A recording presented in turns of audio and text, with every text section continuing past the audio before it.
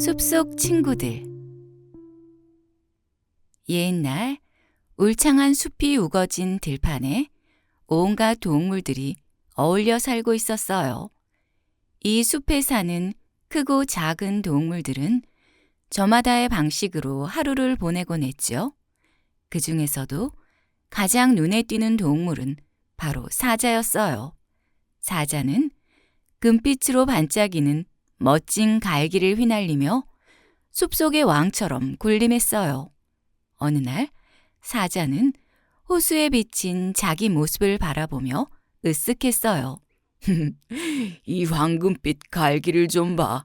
나는 이 숲에서 가장 멋지고 가장 위험 있는 존재라고.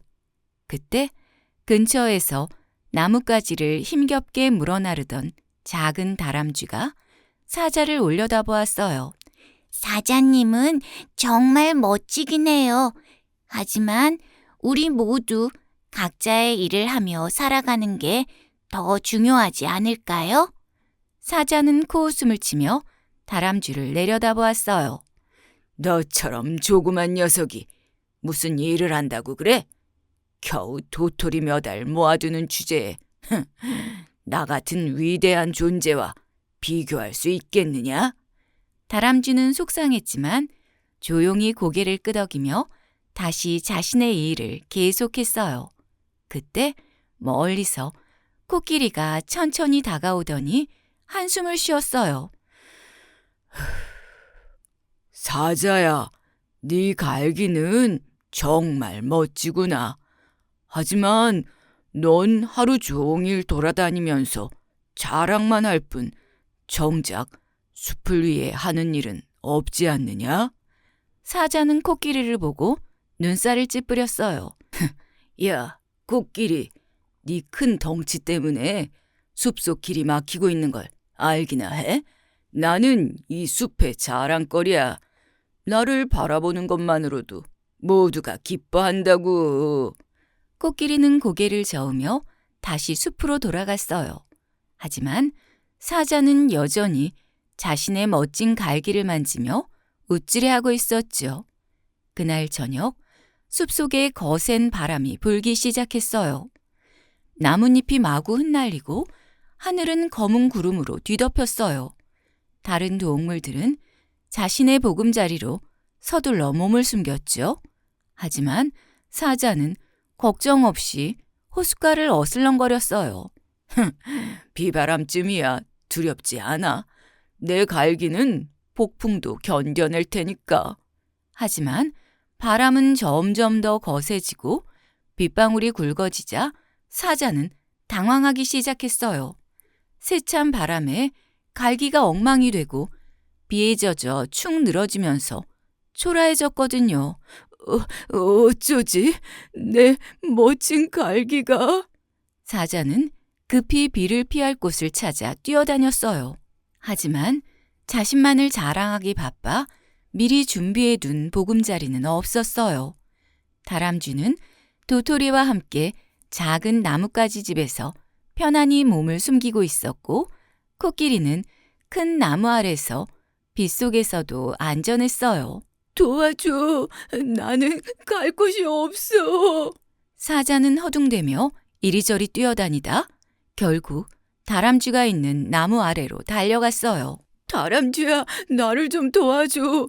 내 멋진 갈기가 이렇게 젖어버리면 안 되는데. 다람쥐는 사자를 조심스럽게 바라보았어요. 사자님, 이제 알겠어요? 멋진 갈기만으로는 숲에서 살아남을 수 없어요. 다른 동물들은 모두 준비를 했잖아요. 사자님도 이제 자신이 할 일을 생각해봐야 하지 않을까요? 사자는 자랑만 하던 자신이 얼마나 어리석었는지 깨닫고 부끄러워 고개를 숙였어요. 그때 코끼리가 다가와 사자를 큰 몸으로 감싸주었어요. 사자야, 이젠 우리와 함께 협력하는 법을 배워보자. 사자는 조용히 고개를 끄덕였어요. 비가 그치고 햇살이 다시 들판을 비추자 사자는 동물들에게 다가가 조심스럽게 물었어요. 다람쥐야, 나에게 나무를 모으는 법을 가르쳐 줄 수 있겠니? 코끼리야, 나도 숲을 위해 무언가 할 수 있을까? 동물들은 달라진 사자의 모습을 보고 기뻐하며 하나 둘 도와주기 시작했어요. 그렇게 시간이 지나고 사자는 예전처럼 자랑만 하는 사자가 아니라 숲속 친구들과 함께 살아가게 되었어요. 금빛 갈기는 여전히 아름다웠지만 이제는 그보다 더 빛나는 마음을 가지게 되었어요.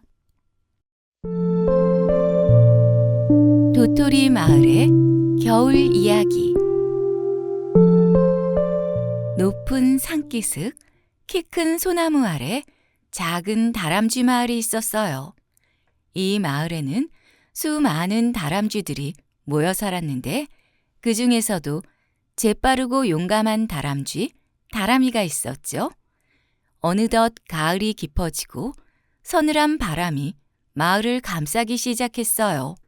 울긋불긋 단풍잎이 바람 따라 춤을 추며 땅 위에 내려앉고 도토리들은 나뭇가지에서 톡톡 떨어졌어요. 터더덕 톡 또르르르르. 도토리들이 땅에 닿는 소리가 경쾌하게 울렸어요. 다람이는 날쌔게 뛰어가 도토리를 움켜쥐었어요. 얼른 서둘러야 해. 겨울이 오기 전에 먹을 걸 충분히 모아야 한다고.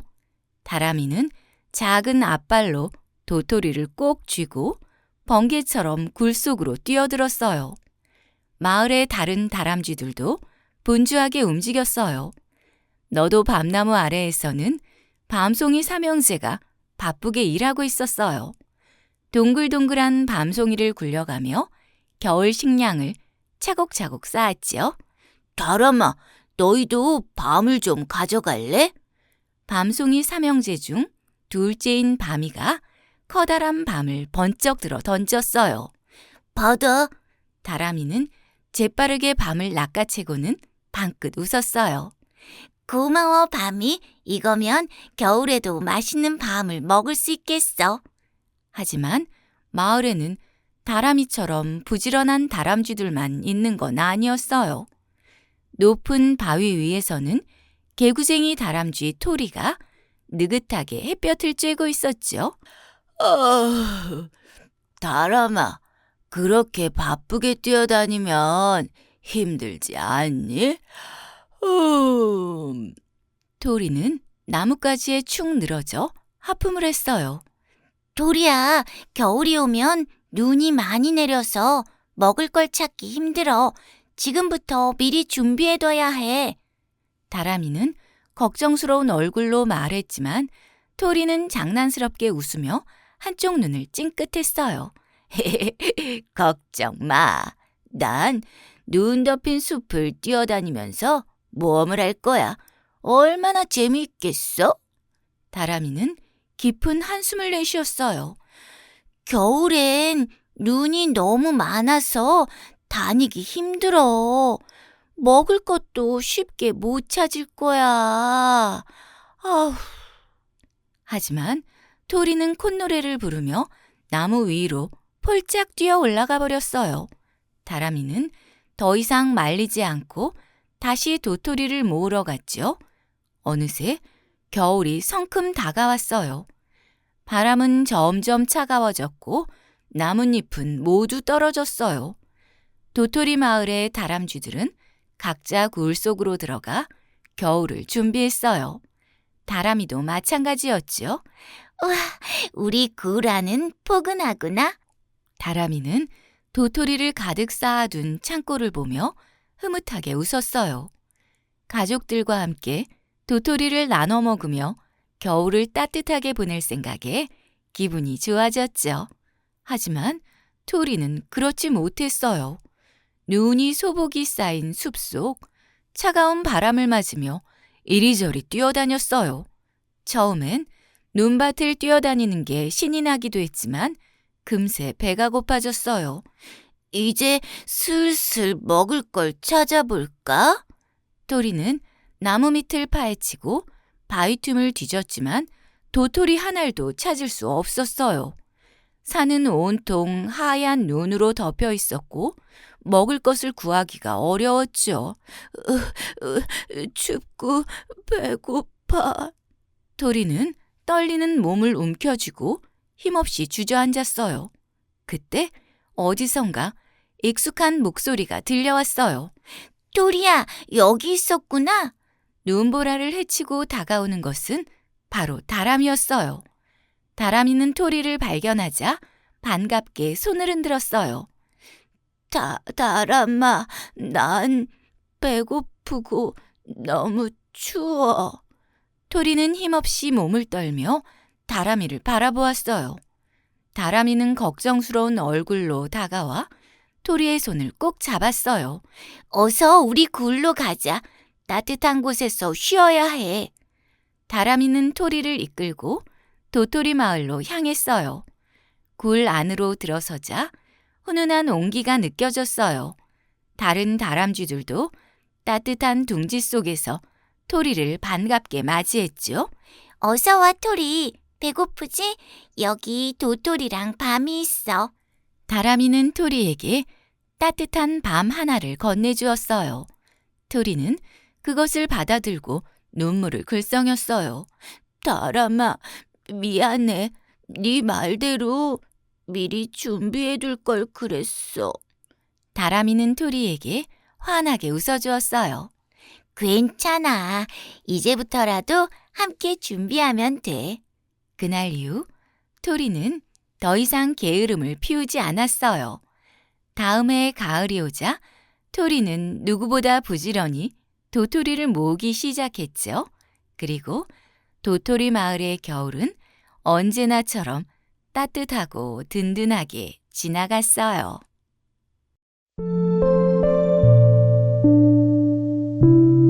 제이와 봉봉이. 제이는 유치원에 다니는 5살 아이예요. 아기 때부터 사랑스러운 모습으로 온 가족의 귀여움을 독차지했죠. 집안에는 장난감이 가득했고 예쁜 인형들도 수없이 많았어요. 하지만 제이는 진짜 친구라고 생각하지 않았어요. 그러던 어느 날 제이는 투명한 비닐봉지 하나를 발견했어요.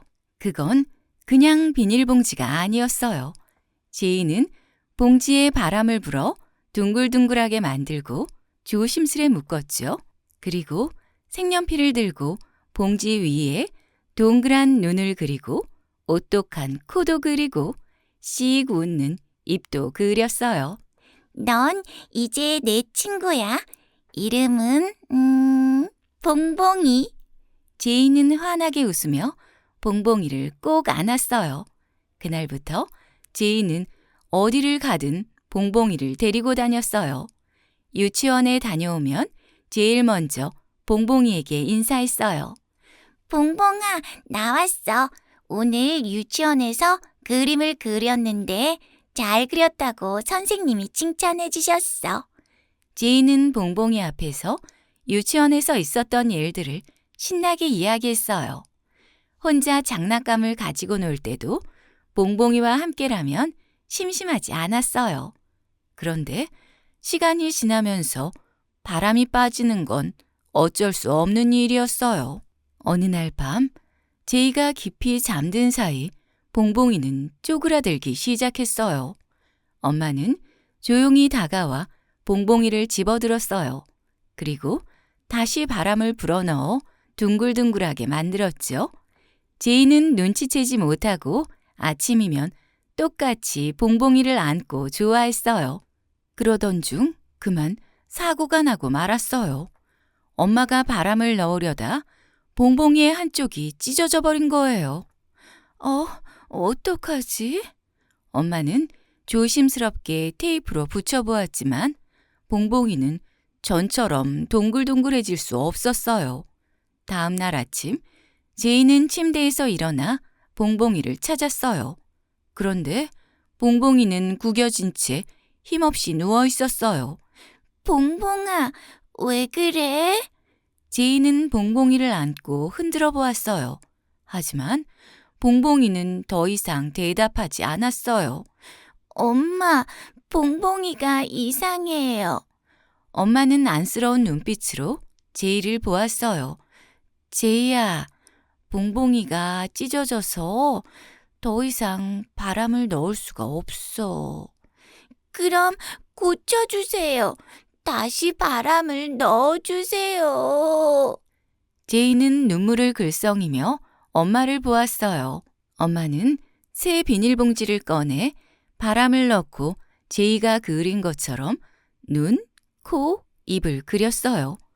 자, 여기 새로운 봉봉이를 만들었어. 하지만 제이는 새 봉지를 보며 고개를 저었어요. 이건 봉봉이가 아니에요. 내 친구 봉봉이는 달라요. 제이는 결국 엉엉 울고 말았어요. 봉봉이는 제이에게 단순한 봉지가 아니었어요. 세상에서 가장 소중한 친구였어요. 그날 밤 제이는 울면서 잠이 들었어요. 그런데 제이의 꿈속에 봉봉이가 나타났어요. 제이야, 봉봉이는 환하게 웃고 있었어요. 예전처럼 탱탱한 모습 그대로였어요. 봉봉아, 제이는 달려가 봉봉이를 꼭 껴안았어요. 봉봉아, 난 네가 없으면 안 돼. 네가 사라지면 난 너무 슬퍼. 그러자 봉봉이는 따뜻하게 제이를 바라보았어요. 제이야, 난 언제나 네 곁에 있어. 네가 나를 기억하고 있으면 난 사라지지 않아. 정말? 그럼 난 네 마음속에 있어. 그리고 네가 새로운 친구를 만나서 잘 지내면 나도 기뻐. 너를 기쁘게 해줄 수 있는 친구가 있다면 난 언제나 응원할 거야. 제이는 봉봉이의 말을 가만히 새겨들었어요. 봉봉이가 자신을 잊지 않는다면 봉봉이는 사라지지 않는다는 걸 알게 됐어요. 그럼 나 이제 슬퍼하지 않을게. 봉봉이는 방긋 웃으며 고개를 끄덕였어요. 제이야, 이제 새로운 친구를 만나도 돼. 난 언제나 네 곁에서 널 응원할 테니까. 제이는 눈물을 닦고 고개를 끄덕였어요. 그 순간 아침 햇살이 창문으로 들어왔어요. 제이는 잠에서 깨어나 눈을 떴어요. 꿈이었지만 이상하게 마음이 따뜻했어요. 봉봉이는 이제 없지만 제이는 봉봉이의 말을 기억하기로 했어요. 새로운 친구가 생기더라도 봉봉이가 언제나 자신의 마음속에 있을 거라는 걸 알았거든요. 제이는 환하게 웃으며 창밖을 바라보았어요. 봉봉아, 고마워. 햇살이 반짝이며 제이의 얼굴을 따스하게 비추었어요.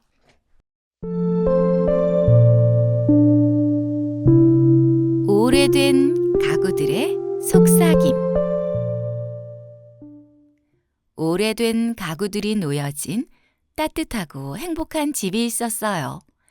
거실 한가운데엔 군데군데 긁힌 자국이 남은 흰색 나무 식탁이 놓여 있었고 그 옆에는 쿠션이 꺼지고 가죽이 해진 낡은 소파가 자리 잡고 있었죠. 이 가구들은 오랜 세월 동안 가족과 함께하며 수많은 추억을 품어왔어요. 하지만 시간이 흐르면서 점점 낡아졌고 결국 가족들은 새로운 가구를 들이기로 결정했어요. 최근 들어 가구들이 더욱 초라해진 이유가 있었어요. 조조, 안 돼! 엄마의 외침이 거실에 울려 퍼졌어요. 조조는 우리 집에 살고 있는 강아지예요. 어린 조조는 이빨이 자라면서 뭔가를 물어뜯는 버릇이 있었죠. 식탁 다리는 조조의 이갈이 장난감이 되었고 소파의 팔걸이는 날마다 조금씩 뜯겨나가고 있었어요. 엄마는 한숨을 쉬며 소파 팔걸이를 쓰다듬었어요. 이거 봐. 완전히 너덜너덜해졌잖아. 아빠도 식탁 다리를 살펴보며 고개를 저었어요. 이렇게 긁힌 자국이 많으면 더 낡아 보이겠지? 제이는 예쁜 가구들을 검색하며 신이 난 목소리였어요. 엄마, 여기 봐요. 이 소파 완전 예쁘지 않아요? 아빠도 들여다보며 고개를 끄덕였어요. 이 식탁도 좋겠는데? 튼튼하고 디자인도 깔끔하네. 그날 저녁 가족들은 새 가구를 살 생각에 신이 나서 이야기꽃을 피웠어요. 하지만 한쪽에서 조용히 이 모습을 지켜보던 가구들은 깊은 한숨을 내쉬었어요. 밤이 되자 집안은 조용해졌어요. 창가로 스며든 달빛이 거실을 은은하게 비추었죠. 그리고 그 순간 삐걱하는 소리를 내며 낡은 식탁이 먼저 입을 열었어요. 우린 이제 정말 버려지는 걸까? 소파도 깊은 한숨을 내쉬었어요. 그런가 봐. 이제 가족들이 우리를 좋아하지 않는 것 같아. 식탁은 지난 날들을 떠올렸어요. 제이가 크레파스로 낙서를 하던 순간 가족들이 모여 도란도란 식사하던 따뜻한 기억들. 그리고 아빠가 태블릿을 올려놓고 뉴스를 검색하던 모습까지도 기억했어요. 내게는 가족들의 추억이 가득한데. 소파도 눈을 감았어요. 포근한 겨울밤, 가족들이 앉아 이야기를 나누며 웃던 순간들. 제이가 방방 뛰어오르며 까르르 웃던 기억도 있었어요. 나도 그래. 우린 정말 가족들을 좋아하잖아. 그때 구석에 있던 작은 탁자가 조용히 입을 열었어요. 아직 끝난 게 아닐지도 몰라. 식탁과 소파는 깜짝 놀라 탁자를 바라보았어요. 무슨 뜻이야? 가족들도 우리를 아끼고 있을 거야. 우리와 함께한 시간들을 잊지 못할 거야. 하지만 식탁과 소파는 고개를 떨궜어요. 그렇지만 가족들은 우리를 버리기로 했어. 작은 탁자는 조용히 미소 지었어요. 기다려봐. 내일 무슨 일이 일어날지 모르잖아? 다음 날 아침 엄마는 창가에 앉아 거실의 가구들을 바라보았어요. 햇살이 들어오며 오래된 가구들을 따스하게 감쌌어요. 낡고 닳았지만 여전히 정겨운 느낌을 주는 가구들이었죠. 엄마는 한참을 바라보다가 문득 떠올렸어요. 제이가 처음으로 밥을 흘리며 먹던 순간 생일 케이크를 올려놓고 촛불을 불던 날 온 가족이 모여 앉아 따뜻한 차를 마시며 웃던 기억들도 떠올랐어요. 그리고 소파 위에서는 제이가 고운히 낮잠을 자던 모습도 생각났어요. 피곤한 아빠가 몸을 기댄 적도 있었고 엄마가 창밖을 바라보며 조용히 쉬던 날도 있었죠. 그때 조조가 꼬리를 흔들며 소파 위로 뛰어올랐어요. 엄마는 조조를 바라보며 피식 웃었어요. 그래, 네가 물어뜯어서 더 낡아 보이긴 하는구나. 하지만 다시 한번 식탁과 소파를 바라보았어요.